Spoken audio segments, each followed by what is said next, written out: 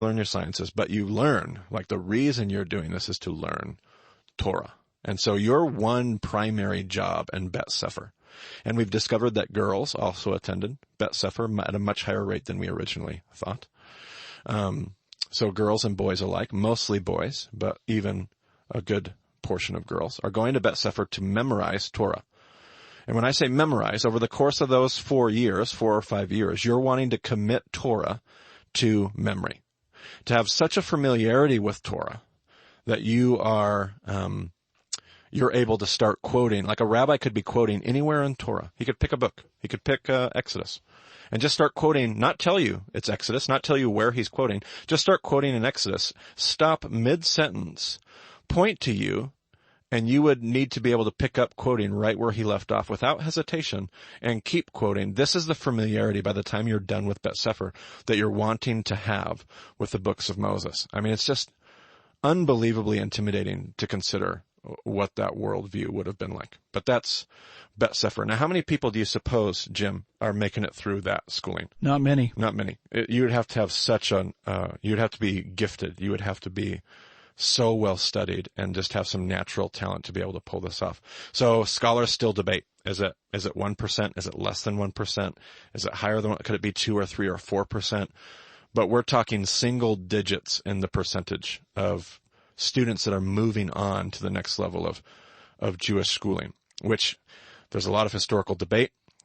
Is it Bet Midrash? Is it Bet Talmud? It's one of the two. We just don't know exactly how it worked after Bet Sefer. That's the one that's well recorded in history. But eventually you move on to what I'm going to call, what do I have on my slide, Brent? Beit Midrash. Beit Midrash. And Beit Midrash is going to be ages 10 to 13.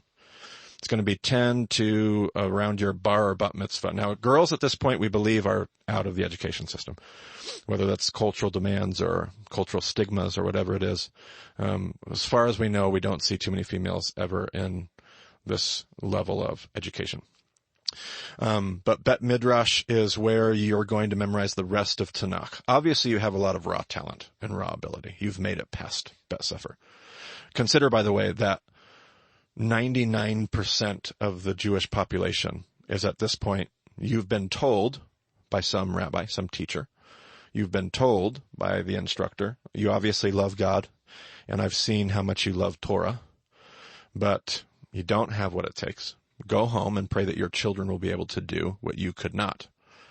Sounds totally damning in our culture, but in their culture, it doesn't carry that same stigma because 99% of it's not like you're going home hanging your head because everybody's looking at you going, oh, you too? Yeah, we all had that experience except for this 1% cream of the crop that got the opportunity to move on. So they're going to memorize the rest of Tanakh. Now, if you're sitting there with your Bible, grab that Bible and hold the chunk of Genesis through Malachi in your hand and try to just grasp in the next 3 years the concept of people committing the rest of that book to memory. But that's what they did in Bet Midrash from ages 10 to 13. After that, if you were really the best of the best, you might apply to be what they're called a Talmid, a disciple. And if you thought you had what it took, you had not just scripture committed to memory, but you had a working knowledge and a raw ability to interact with and interpret that text. You didn't have the authority to interpret it, but if you thought you could get into that kind of world, you would apply to a rabbi. That rabbi would grill you. By the way, we could put this in show notes. I would recommend Ray Vanderlaan has a video about this in his That the World May Know series. And Rob Bell also did a Pneuma titled Dust. And it puts it in a really nice 10-minute concise package to talk about this as well. But if you thought that you had what it takes, this rabbi would grill you. He would ask you a ton of questions. He would try to just test you and put you under scrutiny to see if you had what it took to be like him. Because the goal, and you'll see this at the bottom of your slide there on the presentation, the goal is to know what the rabbi knows in order to do what the rabbi does for the reasons that the rabbi does them in order to be just like your rabbi in his walk with God. To know what the rabbi knows in order to do what the rabbi does for the reasons that the rabbi does them in order to be just like the rabbi in their walk with God. What I hope to convey, and I've been talking for a long time, so we need to cut this thing off, but what I hope to convey in this podcast, the Judaism that arose from the ashes of exile, as we said at the beginning of this podcast, the Judaism that arose was not the Judaism that went into exile. And I know that we love as Christians to throw Judaism under the bus and the Pharisees, and we talk about they're just so legalistic and they just miss the point, and how could they be so stupid? I think we need to really check ourselves before we do that, because this was a people, if we had a fraction of the devotion to the text that they had, we'd be making massive steps forward. And they just had an absolute devotion to learning the ways of God. And so this is what we see in the Jesus story. I mean, obviously Jesus goes out and he calls a bunch of people, and what are they doing, Jim, when Jesus goes out and finds them? At least most of them. Fishing. Yeah, they're fishing. What does that tell us?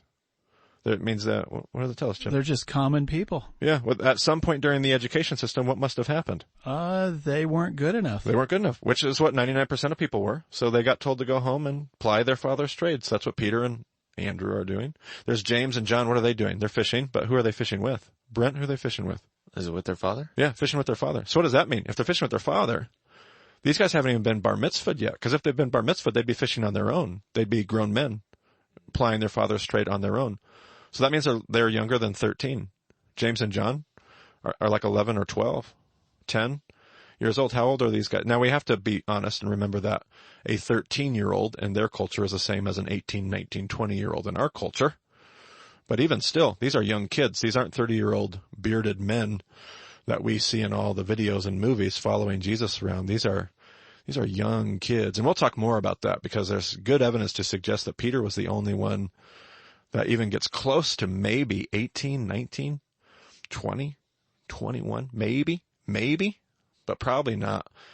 We'll talk more about that later. But these are young kids, and somewhere along the way, just like Jim pointed out, they've been told, you obviously love God and you love Torah, but this isn't for you. And Jesus goes out and he walks on the beach and he calls them. And have you ever been in Bible studies? And what is the observation that everybody makes, Jim? When we're sitting in Bible study and they drop their nets and everybody asks the question. What's the question that they always ask? Why did they drop their nets? Yeah. Why did they, I can't believe they just dropped they just dropped their nets and left? I can't believe they did that. Well, yeah, they just got given like this. They didn't even go home to give their mom a hug? Yeah. My goodness. They just left everything in the water? Yes. I mean, they're jumping out of the boat. They're yelling at their friend who's 100 yards away like, hey, bring my boat to shore. Tell Dad I got invited to go follow a rabbi. And trust me, their parents are not upset when they get home or when they don't come home and somebody else brings them news to them. Their family throws a party because some rabbi invited them to be, scholars estimate, maybe 100 Talmudim, maybe 100 disciples in the first century. We know of 5 rabbis in the first century. Jesus, Gamliel the elder, Gamliel the younger, Hillel, Shammai. That whole era of about 100, 150, 200 years. We know of 5, 6, 7 rabbis. We assume that maybe there was more. So maybe there's 10, 12 rabbis. Some rabbis had 1 disciple. Some rabbis had multiple disciples. So scholars estimate, 100 disciples. 100 disciples in a people group of 6 million Jews. I mean, that's the small group of people we're talking about here. But even on top of that, like, those are the people who have the instantaneous mid-sentence recall. Oh, absolutely. But the entire culture has Yes. this devotion to the text. Yes. Where their familiarity with Torah Oh, is my goodness. vastly beyond what we have today. Even the ones that get told to go home could run circles around a whole room of us educated, internet-educated, doctrine, Bible-believing evangelicals today. Even some of the least educated people in their day knew their text because they didn't have it. And the whole reason we got into this was you were asking about scrolls. And we asked the question, how do you know? You know because as a community, you've committed it to memory. The Chazan, the leaders, there are people that have memorized it. They may not have it on immediate recall, but they have it all memorized, and you can study it and read it and recite it to each other. This is the world of Jesus, and this is going to be important for us to understand. We'll run into some of those characters with Jesus, We where will. it's like, wow, how do they know that? Absolutely. And this is it. Man, I feel like, and I know, where are we at? We're at like 4. 40 minutes. We're back to 40-minute podcast. That's what I'm talking about. And I feel like there's still so much, like I'm just sitting here like scrambling because I feel like we're merely scratching the surface of things that we really need to unpack.